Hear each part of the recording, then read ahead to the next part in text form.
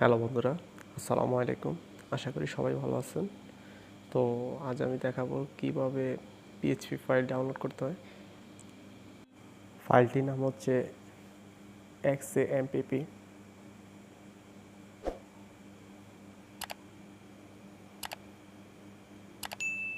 তো আমরা ফাইলটি ডাউনলোড করে দেখাবো আপনাদেরকে। উপরে যে লিঙ্কটা ওইখান থেকে ডাউনলোড করবেন। তো আমরা কিছুক্ষণ অপেক্ষা করব ডাউনলোড করার জন্য। এটা কিভাবে কানেক্ট করতে হয় সেটা আমি দেখিয়ে দেবো।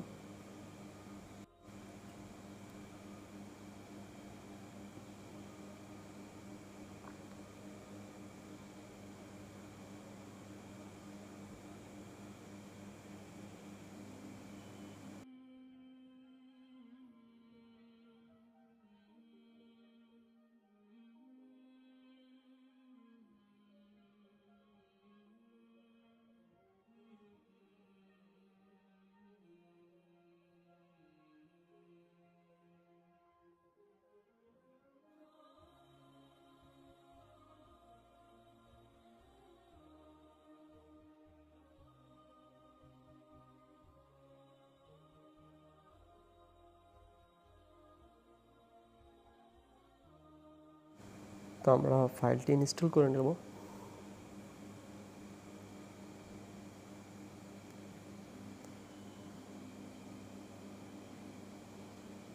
আপনারা চেক করবেন যে সবগুলো ঠিক আছে কি না। এগুলো সবগুলো ওকে করে তারপর আপনারা ইনস্টল করবেন। নেক্সটে ক্লিক করবেন।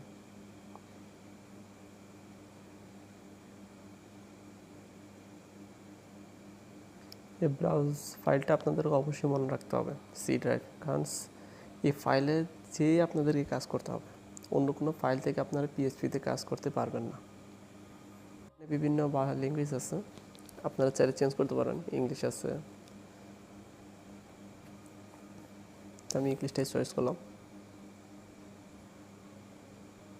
এখানে একটা কথা বলে রাখি যে এটা ইনস্টল করার সময় সম্পূর্ণ নেটওয়ার্ক কানেকশন থাকতে হবে।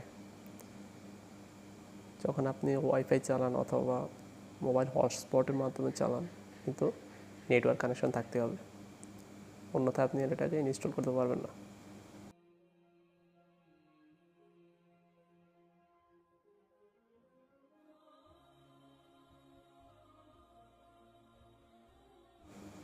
তো ইনস্টল করা হলে আপনারা নিচের বক্সটি টিক দিয়ে দেবেন এবং অ্যাক্সেস দিয়ে দেবেন। ফিনিশ।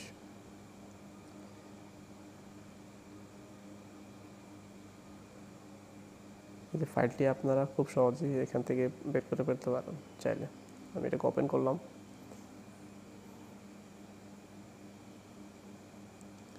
উপরের যে অপশনটা আছে আপনারা দেখলেন, অ্যাপাসিটি অপশনটা, অ্যাপাসি এবং মাই স্কোয়াল, এই দুটো অপশনই চালু করবেন। বাকিগুলো চালু করার প্রয়োজন নেই পিএইচপি কানেকশনের জন্য।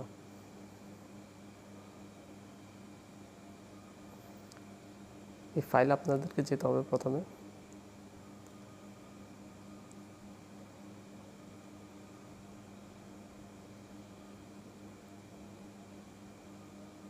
আগেই বলে দিচ্ছি যে এটা পিএইচপি ফাইল। আপনি যখন কানেক্ট করবেন তখন এই সফটওয়্যারের ভিতরে ঢুকেই, সফটওয়্যার ফাইলে ঢুকেই কিন্তু আপনাদেরকে কাজ করতে হবে। অন্য কোনো ফাইল থেকে কিন্তু পিএইচপি কানেকশন করা যাবে না। আমি এখন একটি ফাইল তৈরি করে দেখাবো। এই ফাইলটার মধ্যেই আমি পিএইচপি ফাইল রাখবো।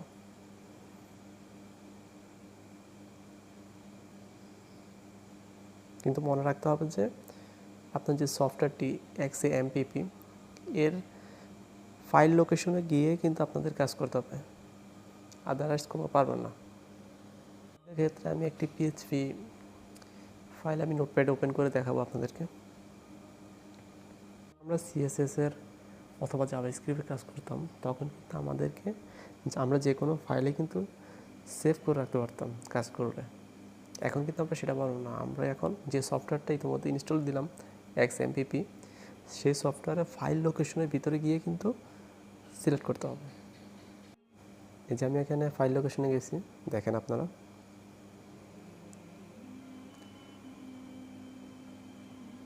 পিএইচপি নামই আছে আলাদা। এখানে আমরা HODOC-তে যাব। এখানে গিয়ে যাওয়ার পরে একটি ফাইল তৈরি করব আমরা মাই ডিজাইনে। ইতিমধ্যে আমরা একটা ফাইল তৈরি করে দেখাচ্ছিলাম, ওই ফাইলে কিন্তু আমরা সেভ করলাম। মাই ডিজাইন ফাইলটি কিন্তু আমরা তৈরি করে দেখাচ্ছিলাম কিছুক্ষণ আগে, যদি আপনারা খেয়াল না করেন আবার ভিডিওটি টেনে দেখতে পারেন। ওই ফাইলটাতে আমরা এটা সেভ করে রাখবো আপনাদেরকে দেখানোর জন্য। এখানে যে কোনো একটা নাম দিয়ে দিবেন, কিন্তু পিএইচপি কানেক্ট থাকতে হবে, পিএইচপি লেখা রাখতে হবে।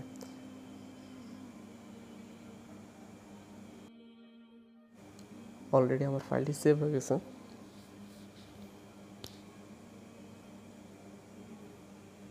তো এখন ব্রাউজার থেকে কিভাবে এটাকে ওপেন করতে হয় সেটা আমি আপনাদের দেখাবো। আমরা একটি ব্রাউজারে চলে যাব। প্রথমে আমরা ফাইলটি পাওয়ার জন্য সবসময় পিএইচপি ফাইল পাওয়ার জন্য লোকাল হটস নামে একটা অপশন আছে, এখানে করতে হবে, সার্চ করতে হবে। এখন আপনারা এখানে আমি যেভাবে দিচ্ছি ঠিক ওভাবে ফাইলের নামটা লিখে দেবেন। শুধু আপনার ফাইল লোকেশনে যাবেন, আমি দেখা দিতেছি। এখন প্রথমে লোকাল হটসে যাবেন, তারপর আপনারা ফাইল লোকেশনটা দেবেন। এই যে মাই ডিজাইন, এই যে পিএইচপি ফাইলটা আমরা সেভ করছি ওখানেই। আবারও বলে রাখি, পিএইচপি ফাইল কানেক্ট করার জন্য শুধু পিএইচপি যে সফটওয়্যারের ভিতরে যে লোকেশনটা আছে ওখানে কিন্তু সেভ করা যাবে। আদারওয়াইজ আপনি অন্য কোনো যে কোনো ফাইলে সেভ করে পিএইচপি ফাইল কানেক্ট করতে পারবেন না। তো আমি এটা কিভাবে কানেক্ট করতে হয় আমি আরেকবার দেখা দিচ্ছি। এখানে আমার যে ফোল্ডারের নাম, যে ফোল্ডারে আমি সেভ করছি পিএইচপি ফাইল, এটা আমি কপি করে মাই হটস্টে আমরা এখানে কন্ট্রোল-V চেপে পাস্ট করে দেব, তাহলে তারা ফাইল লোকেশনটা পেয়ে যাবে। এভাবে আমাদেরকে পিএইচপি কানেক্ট করতে হবে। আমি ঠিক যেভাবে লিখি আপনারা ঠিক ওইভাবেই ফলো করবেন। ওকে, আমি আমার ফাইল ফোল্ডারের নাম মাই ডিজাইন দিয়েছি, আপনারা যে কোনো নাম দিতে পারেন, সমস্যা নেই, কিন্তু ওই সফটওয়্যারের ভিতরে থাকতে হবে, EXE ফাইলের ভিতরে। এই যে পেয়ে গেছে পিএইচপি নামে একটা আছে আমার ইতিমধ্যে, যেটা আমি সেভ করে রেখেছিলাম।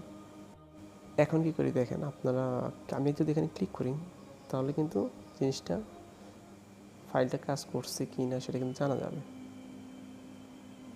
এই যে হ্যালো ওয়ার্ল্ড, আমি কিন্তু ফাইলটা অলরেডি কানেক্ট পেয়ে গেছে। তবে এটা কানেক্ট পাওয়ার পিছনে একটা কারণ হচ্ছে যে আপনাদের এই সফটওয়্যারের সাথে কিন্তু দুটো কিন্তু কানেকশন থাকতে হবে। এই যে ফাইলটা আর এটা সেম, এখান থেকে ওপেন হয়ে গেছে। তো ওপেন করতে হলে আমাদেরকে এইভাবে ওপেন করতে হবে, অন্যভাবে ওপেন করার সিস্টেম নেই। এখন এর কানেকশনের জন্য সর্বপ্রথম দুইটা জিনিস ইম্পর্টেন্ট, সেটা হচ্ছে প্রথমত যেটা এই যে দেখেন এখন কিন্তু কানেক্ট পাচ্ছে না। এর কারণ হচ্ছে যে আমরা সফটওয়্যার যেটা ইনস্টল করছিলাম এটা স্টপ করে দিয়েছি।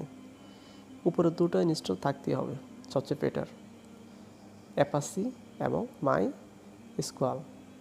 এই দুটো স্টার্টে ক্লিক করে দেবেন, বাকিগুলো স্টার্ট করার দরকার নেই। এগুলো আমি উদাহরণ দেওয়ার জন্য বলছি। এটা যদি আমি এখন স্টপ করে রাখি তাহলে কিন্তু কাজ করবে না। এটা দেখেন আমি স্টপ করে দিচ্ছি, এই যে রিলোড দিলে কী হবে দেখেন, ফাইলটা কিন্তু কানেক্ট পেল না, তাই না? এখন আমরা স্টার্টে যখন ক্লিক করব তখন ফাইলটা কানেক্ট পাবে। সবচেয়ে বেশি ইম্পর্টেন্ট হচ্ছে MySQLটা, ঠিক আছে? উপরটা না দিলেও চলে, কিন্তু এটা দেওয়া বেটার। এটা দিলে ফাইলটা পুরোপুরিভাবে কানেক্ট পাবে বা প্রপারলিভাবে কানেক্ট পাবে। তো আশা করি বুঝতে পারছেন। সবাই এভাবে দেখবেন, কোনো সমস্যা হলে অবশ্যই কমেন্টস বক্সে কমেন্ট করুন। আর যদি উপকৃত হয়ে থাকে আমার ভিডিও দেখে তাহলে একটা লাইক করে দেবেন অথবা সাবস্ক্রাইব করে দেবেন। ধন্যবাদ সবাইকে। আর যদি ভিডিওটি দেখতে কোনো সমস্যা হয়, বুঝতে সমস্যা হয়, কমেন্টস বক্সে অবশ্যই কমেন্টস করবেন, চ্যানেলটি সাবস্ক্রাইব করবেন। আর কোনো সমস্যা হলে অবশ্যই বলবেন। ধন্যবাদ সবাইকে, ভালো থাকবেন। আসসালামু আলাইকুম।